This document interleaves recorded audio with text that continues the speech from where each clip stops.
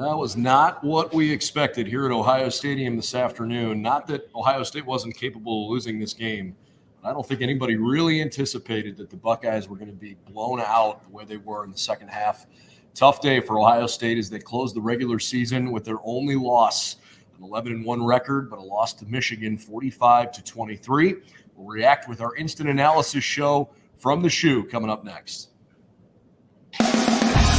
We've got the whole crew together as we cover Ohio State with our instant analysis from Ohio State. There's something that doesn't feel right. Unbelievable effort from him today. Is E.J. Liddell going to crack the first team All-Big Ten? I think he can be the guy. I'm not trying to start a quarterback controversy. He seems to have the durability. He certainly has the toughness. This is the question on a lot of people's minds here. Welcome to Buckeye Breakdown.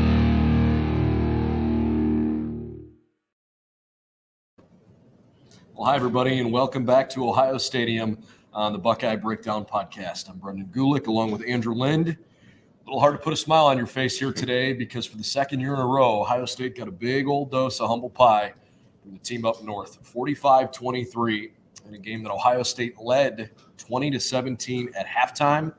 Frankly, it didn't feel like it was that close because in the first half, Michigan had run 25 plays. 3 of them generated 177 yards, and the other 22 generated 37. It was 3 broken plays away from Ohio State running away with things. And then the second half happened, and Michigan ran for 240-plus yards in the second half. The Buckeyes ran for 19. They were chasing the game constantly, and Michigan stuck it to Ohio State in a pretty impressive way. I mean, it was really bad news just going into halftime, only up 3 points because, I mean, really they had dominated the first half. You know, they were getting more than 6 yards a carry against the nation's number 2 rush defense. So you were taking advantage of exactly what you had hoped to.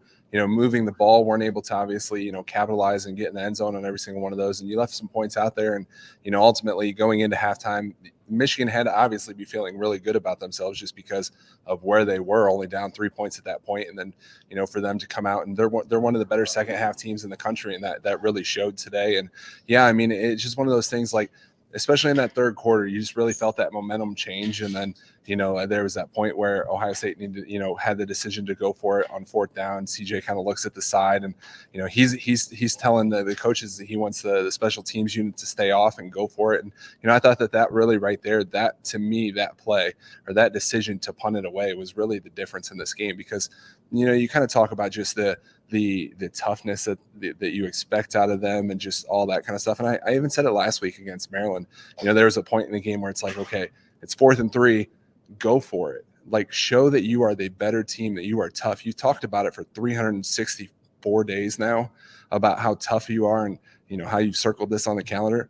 You got beat worse today than you did last year. And so, I really don't know where you kind of go from there. Yeah, it's kind of hard to wrap your head around, and we're going to try. We're in Ohio State's press room. We just finished conversations with Ryan Day and Jim Knowles, JT Tuimoloau, CJ Stroud, and there are a lot of emotions right now. I think from a lot of folks, certainly around Buckeye Nation, that are pretty vocal and frustrated with this outcome. I thought the guys that came to the podium did what they needed to do. They stepped up as the leaders and faces of this team. CJ certainly currently, JT Tuimoloau, very obviously one of the future captains of this team, and certainly a guy that's emerged as a big leader this year, and he was willing to talk with us after the game too. I think the most frustrating part about today, and there were several, but the most frustrating thing was a combination of the lack of discipline for a team that didn't have too many undisciplined situations this year. I know that was a big problem last year, but for the most part, Ohio State hasn't been too undisciplined this year. That combined with a second half, I don't know if it was an attitude that they just expected they were going to continue to physically dominate the way they did. I mean, they pushed Michigan around at the line of scrimmage on both sides of the ball the entire first half. It was totally one-sided at the line of scrimmage. And last year, it was the complete opposite, right? So did they come out in the second half expecting that would just be the same? I don't know. What I do know is Ohio State's secondary had a brutal day. And late in the game, when they had a chance to try to make something happen late, they gave up 75 and 85-yard touchdown runs, virtually untouched, right through the heart of the defense. That is really tough to watch. Yeah, and I can't speak to what the coaches and players in here said because I was over at Jim Harbaugh's press conference. But some of the stuff that he had said over there kind of stuck with me as well. It's just he talked about that they had that mindset of just that they were going to do what they wanted eventually, and and the players, JJ McCarthy, pretty much said that as well. That they're just a really good second half team, and then for them to just say, we know what we're doing. We're upset that everybody thinks that we're underdogs, those kind of things, and they just stuck to what they knew and what they knew was going to have success. And I think that once they got down, they kind of had that mindset and said, okay, well, we need to switch some things up. We need to fix these things. And Ohio State just kind of kept doing the same thing over and over and over again. And it's like, eventually Michigan tightened up, and Ohio State just kept trying to run the ball, and it's like that wasn't getting you anywhere. And then when we saw that they had that long play to Emeka, success, you get in the red zone. You get bottled up and you settle for a field goal right there. To me, right there, that's another thing. You need to go for that. There's times running out. You can't just say, okay, well, we're going to be down by 8. How do you even know that you're going to get the ball back? Obviously, Michigan went and scored a touchdown. You're chasing them from there at that point. So yeah, it's just there's honestly a lot of just baffling things that have shown up this year. And I know Jim Knowles took full responsibility for how the secondary played. I did see that, and I give him props for that because that secondary looked completely different than they did in the first 11 games. And, it really just, I think it really just goes back to that toughness, that we talked about and that they've been criticized for in the last year. They punched Michigan in the face. Michigan punched them back and kept punching, and they didn't have an answer for that. And that's an issue. I think that's why I was so disappointed because, all of the conversation, and I mean all of it, around this facility for the last 365 days is about figuring out a way to answer the bell in the face of adversity. Ryan Day calls it competitive stamina. He said it at every stinking press conference with the media for the last year. And I understand and I appreciate that is part of this. And I just felt like when Ohio State had its back against the wall in the second half, it was a frustrating third quarter, but the game wasn't over. In the early part of the fourth quarter, I thought Ohio State's effort offensively dropped. And then when one of the first of those two long touchdown runs, I thought there was a significant drop off of, look, the game's over. And there's still 7 or 8 minutes left. Yeah. It's probably over. It feels over, but you got to keep swinging. And I was just disappointed by that. Well, and they were in the red zone going into the fourth quarter. I remember, switching sides. And I think, that I have to point out that pass interference because that was a tough call. That was a terrible call. And I think that could have saved Ohio State because you figure they're going to kick a field goal at that point. It's only an 8-point game. Or no, it would have been a 7-point game, I think, because they were down 4. Yeah.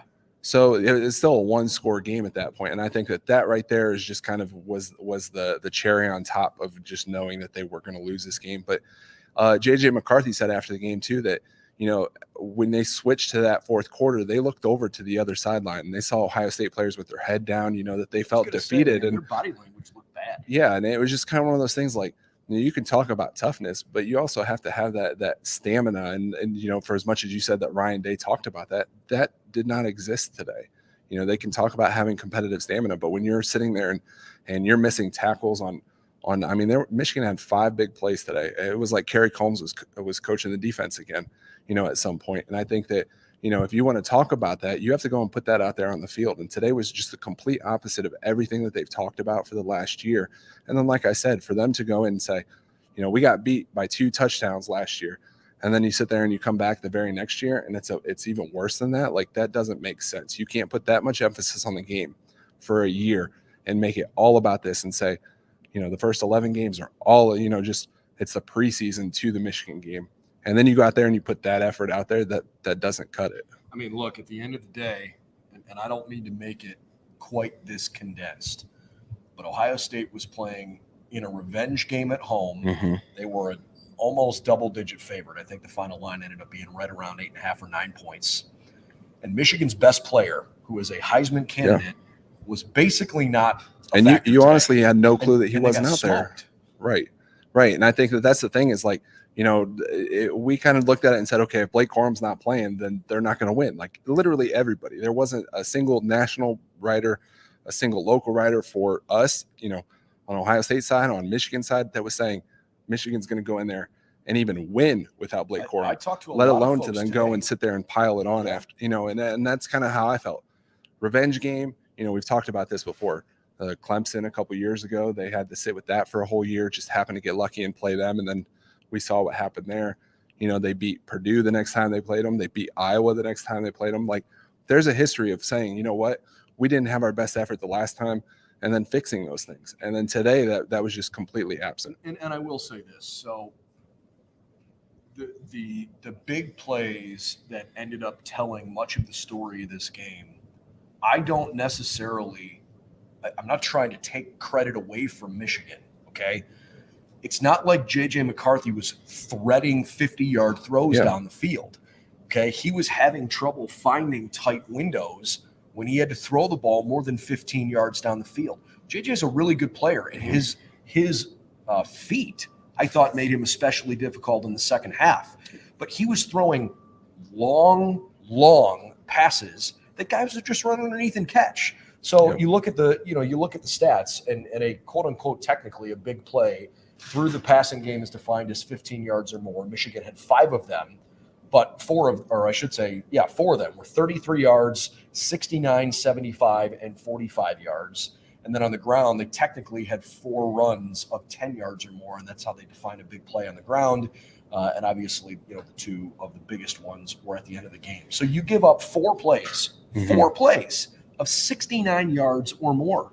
That's completely embarrassing. It's humiliating. It's not what we have seen. In some ways, we haven't seen that from this defense this year, but we have certainly seen instances where the secondary hasn't played very well. Well, and I think that's the most frustrating part too, is like we sit there and we saw flashes today of how Ohio State had improved on defense. Like there was moments that, last year Michigan would have just ran all over them.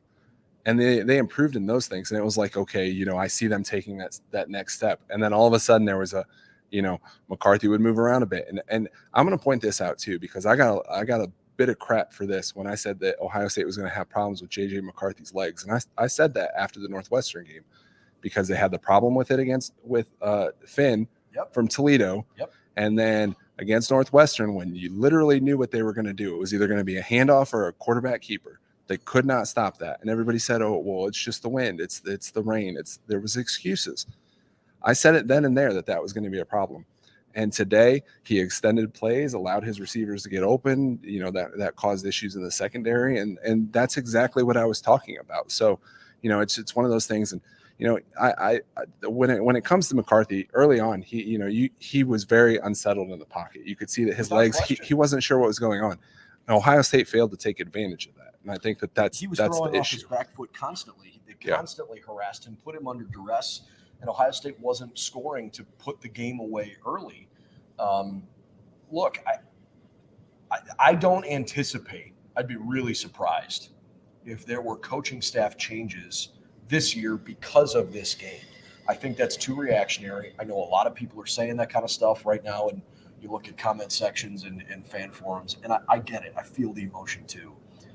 I am not on the fire Ryan Day crowd. I'm not on the fire Jim Knowles crowd. I'll tell you what, though, he loses a 3rd game in a row. Could be a little bit of a because honestly, like I'm going to say this as somebody who grew up being a fan of Ohio State. Like I literally came to Ohio State because I fell in love with the football program as a kid, all those kind of things.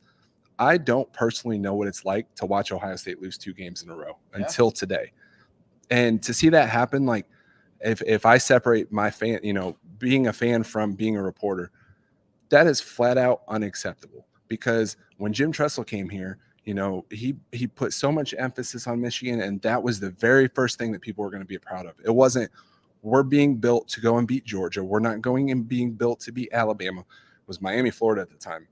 What was the most important part? You beat Michigan. The next year, You go and you beat Michigan again, and then you worry about Miami, Florida. Like that's the thing. There are clear steps to that, and you can't just sit there and say, "Oh, well, we're going to eventually, we're going to beat Michigan, and then we're going to worry about the rest." No, you need to build that team to beat Michigan, and then worry about the rest. And I think maybe some of the expectations around this program, and as we've said several times, the borderline unrealistic expectations of literally you're not allowed to lose. It makes losses hurt that much more, but it certainly makes losing the rivalry game hurt that much more.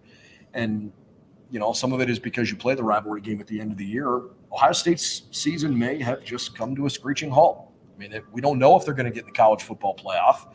Personally, I think it's unlikely, but I'm not going to say it's impossible. Clemson lost today. I haven't really been following too many of the other games as we've been focused on our coverage here tonight, but I think there is still a scenario where Ohio State could sneak into the field of four. I just don't think it's likely, and they're not going to play in a Big Ten championship game, so that fate is entirely up to a selection committee and other teams losing games, for one. And two, you look at somebody like C.J. Stroud, who was asked today, like, hey, did we see you play for the last time today as an Ohio State Buckeye? Yeah. And I'm sure he's not thinking about that in the moment, but by the same token, his body language suggested that had crossed his mind. Yeah. That's not going to surprise anybody. He's probably going to be a fairly high draft pick. His family, for the only time all year, came into this room and stood in that back corner as he addressed the media, which I thought was a really nice token, because that was tough for CJ to stand up there and take questions after a really frustrating loss. He acknowledged, hey, look, I didn't beat Michigan. I didn't even get a chance to play in a Big Ten championship game as a starting quarterback. That's obviously pretty tough for him. But there was that obvious feeling around, like, hey, maybe this is it for him. And so that's the part of this that's really tough. Well, and I think that's kind of a crazy part too, is because 5-6 hours ago, we were literally, thinking, okay, if he has a big game today, he very well, may win the Heisman Trophy, if not very likely wins the Heisman Trophy, leads them to a Big Ten championship, has them in the playoff, those kind of things. And all of a sudden now it's CJ Stroud doesn't, is most likely going to leave Ohio State without a win over Michigan, without a Big Ten title. Like, he is maybe the most talented quarterback throwing the ball, maybe rivaled by only Dwayne Haskins to ever come through here. And what do we do, when we talk about Dwayne Haskins? 62-39. Yeah. Like that is, or even Dwayne Haskins coming in the year before when JT Barrett went down, came in, led him to a come from behind win in Ann Arbor. So I think it's one of those things that, we can talk about how it's great that Ohio State's going to have a number 1 or number 2 overall draft pick.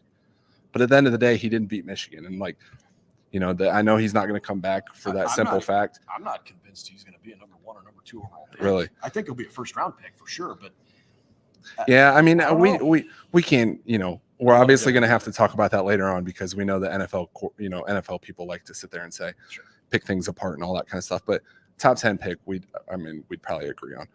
But I think that there has to be something maybe inside of him that says, this doesn't sit right with me.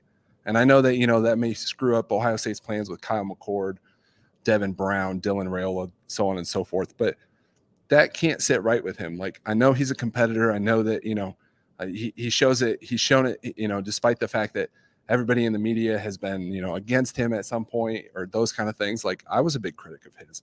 But at the same time, that has to give him pause to say, you know what, that doesn't sit right with me. Maybe I should come back for another year. You make the 62-39 comment, and you're right. That obviously comes to mind. I can't help but think about something that was on my mind pregame and it was specific to the offensive line, but I'm thinking about it maybe in less of a microcosm. I think Ohio State individually has better talent than Michigan. I don't think that's a question. But for the second year in a row, Michigan is showing that they're a better team.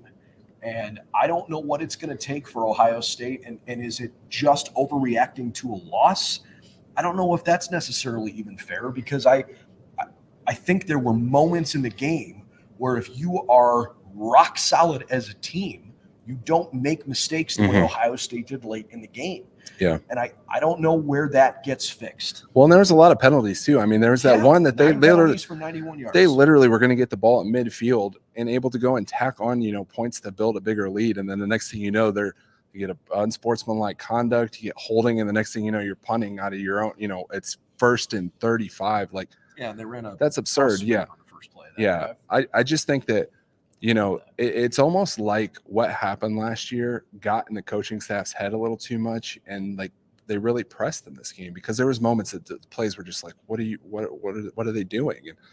And, I do think that, to your point, Ohio State does have better athletes like that. I don't think that's even debatable. We look at, recruiting rankings, we look at NFL, success, those kind of things. Like, it's not even close. But then once they get out on the field, like I said earlier, Michigan punched them in the face and they didn't really know what to do.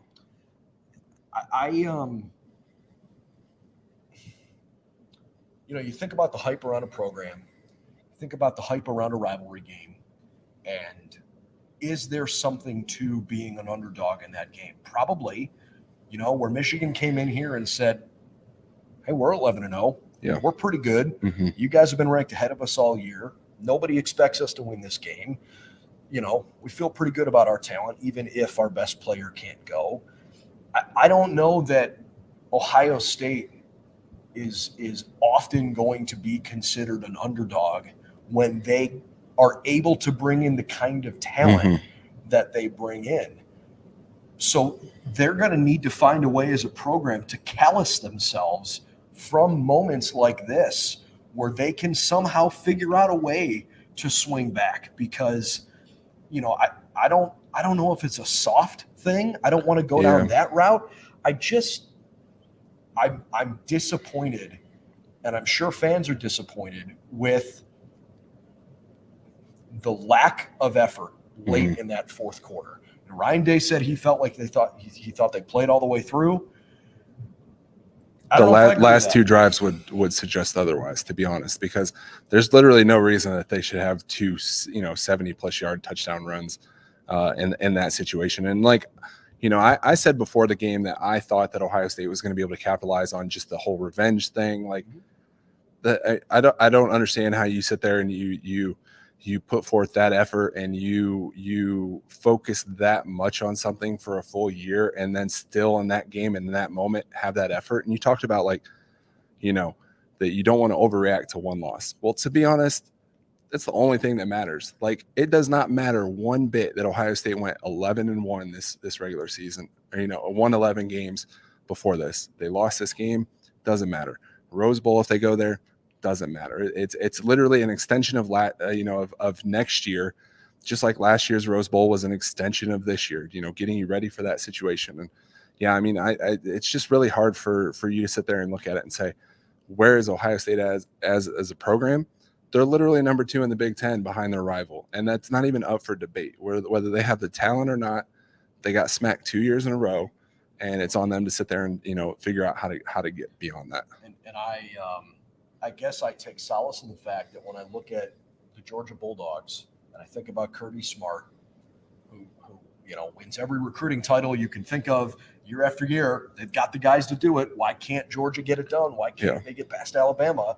They finally did. It's not impossible, but Ohio State, I think, is now going to be starting to be looked at in that light. Ryan Day and Brian Hartline and the rest of the staff don't have a problem getting good players here. That is not an issue. So somewhere along the way, you got to figure out how to make that really, really high level talent develop into a team. And they talk about brotherhood, they talk about toughness. They took it on the chin and they were humble about it. There was no arrogance in this post-game press conference. But it's hard as a fan, and we hear it from people at home, man. I'm telling you, it's been blowing up our social channels. I understand it, how frustrated you are with the way things ended up today. Yeah, and I mean, you mentioned Georgia, and I almost kind of look at Michigan as Georgia in that situation, not necessarily from the athlete standpoint, like just the recruiting rankings, those kind of things. But it was like once they finally got over the hump, like I'm not going to necessarily pick against Michigan in a playoff game, but I mean, I think that Michigan, if they were to get to the point where based upon what I saw today, like they're literally a very complete team. They were able to step up in the loss of arguably their best player. And if McCarthy plays like that, I don't see why they can't, be in the national championship, if not possibly win it. I guess what bugged me on the defensive side is that there were so many plays where Ohio State was right there and didn't allow plays to become explosive big plays that would change the context of the game. And during those moments, they acted and felt like they were right in the thick of it. Mm-hmm. They too easily allowed themselves to be taken out of it when they gave up that big play. Like, for example, when Marvin Harrison made an incredible touchdown catch, Michigan didn't flinch. Whatever, you move on to the next thing, right? That gave Ohio State the lead back right after Michigan had scored. Mm-hmm.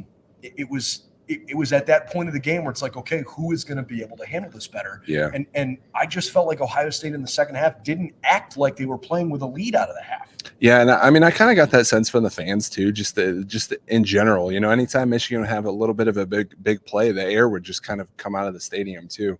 Like, it wasn't something that they just kept building upon. It wasn't like, the defense was feeding off the crowd, the offense was feeding off the crowd. Like, there was just these periodic moments where it would tend to get loud and those kind of things. So I think that kind of works hand in hand. But yeah, I mean, it just seemed like they had moments that flashes, those kind of things. And Mecca's long catch that comes to mind, for example. There's flashes of that, and then 2 plays later they're stuck in the same thing that they were doing before that wasn't being successful, and that just throws me off. I don't understand that.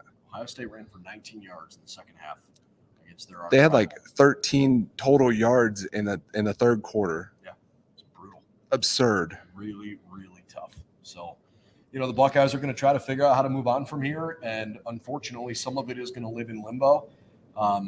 They don't have a game to prepare for at the moment. They don't know what it's going to look like. Is it a playoff game? Or are they going to be playing in a New Year's Six game? Because at absolute worst, they're going to be playing on New Year's Day, or I guess actually, I think this year it might even be the second. Because I think the first is a Sunday, and I don't think there are New Year's Day games competing with the NFL. Regardless, they're going to play in one of the 6 major bowl games for sure. It doesn't feel very good at the moment, but what will they do over the next, almost 2 weeks until they find out exactly what that looks like? Unfortunately, they're probably going to stew on this a lot, and that's going to be really tough. One thing that really stands out to me, though, is the fact that if you think about it, in 2-3 years, this game won't mean as much as it did today. I know. And I think that kind of sits wrongly with me, because it's like this game meant so much. Like, there was revenge on the line. That in itself should have been enough motivation. Then you tack on the fact that you beat them, you go to the Big Ten championship.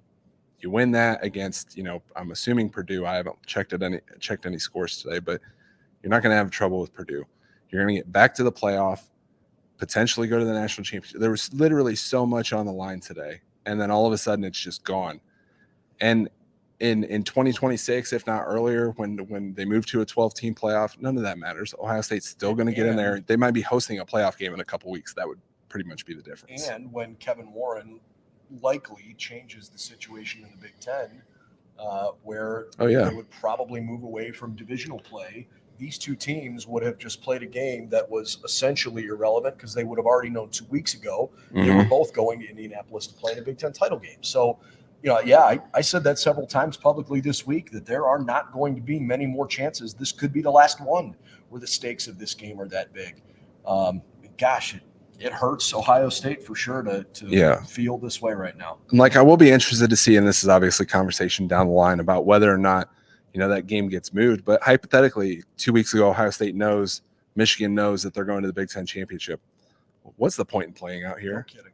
Like, literally, you can sit there and say, we're going to have our 3rd string players in there. It doesn't matter whether we win this or not, because this isn't the one that matters. It's the one that matters. In Indianapolis is the one that matters. And so there's going to be some things that need to happen and change. We're so used to Ohio State, Michigan being the final week of the regular season. It's been that way since 35, I believe.